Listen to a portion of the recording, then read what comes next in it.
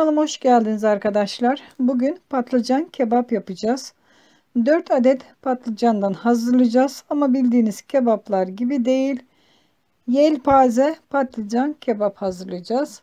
4 patlıcandan ilk aşamada patlıcanların kabuklarını soyuyoruz. Alaca alaca soyuyoruz. İsterseniz kabuklarını soymayabilirsiniz. Kabuklu olarak da hazırlayabilirsiniz ama ben soymayı tercih ediyorum. Bu şekilde soyduktan sonra ince ince dilimliyoruz. Yelpaze patlıcan kebap hazırlıyoruz arkadaşlar. Çok fazla tarifi olmayan harika bir kebap. Evet, gördüğünüz gibi incecik incecik kesmeye özen gösterelim.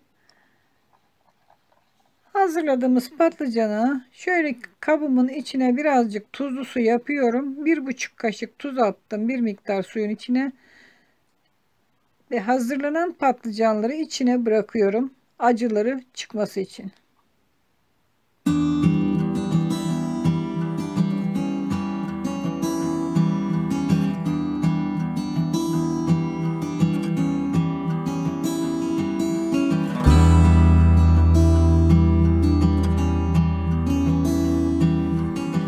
Evet, patlıcanlarımızı hazırladık. Şöyle bir kenarda o beklesin. Şimdi sıra geldi içine koyacağımız köfteleri hazırlamaya. Burada benim 400 gram kıymam var. Üzerine göz ayarı tuz ve karabiber ilave ediyorum. Bir adet soğanı rendeledim. Soğanı da ilave ettim. Nane ilave ediyorum ve maydanoz. Şöyle iyice karıştırıyoruz. Yumurta kırmıyoruz arkadaşlar. Ben yumurta kullanmıyorum. İyice yoğuruyoruz ve minik minik köfteler hazırlıyoruz.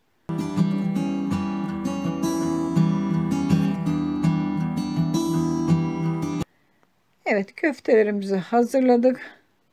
Patlıcanlarımızı da bol suda yıkadık. Tuzlu suya gitti. Şimdi yelpazeleri hazırlamaya geçiyoruz. Evet, bir tanesini bu şekilde içine doğru kıvırıyoruz. İçine bir adet köfte koyuyoruz. Tekrar kıvırıyoruz. İçine yine bir köfte. Bu şekilde hazırlayacağız arkadaşlar. Son derece kolay hazırlaması.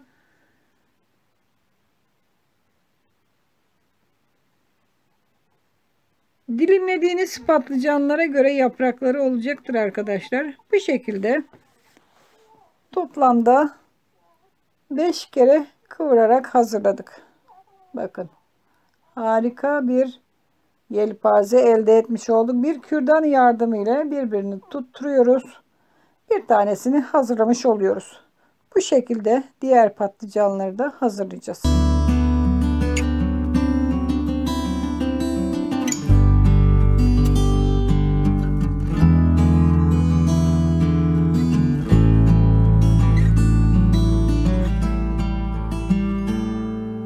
Evet arkadaşlar, patlıcanlarımızı hazırladık. Gördüğünüz gibi 4 adet yelpazemizi elde etmiş olduk.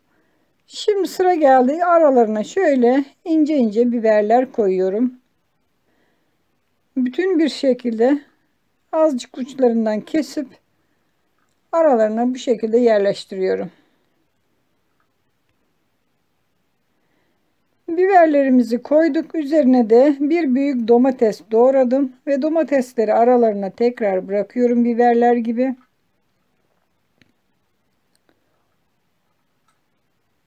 Lezzet vermesi için hem biber hem domates ve sarımsak kullanacağız. Evet, domateslerimizi de yerleştirdik. Bir baş sarımsağım var benim. 8-10 diş kadar var. Onları da üzerine yerleştiriyorum. Patlıcan sarımsağı çok sever arkadaşlar. Sarımsaksız pek güzel olmaz.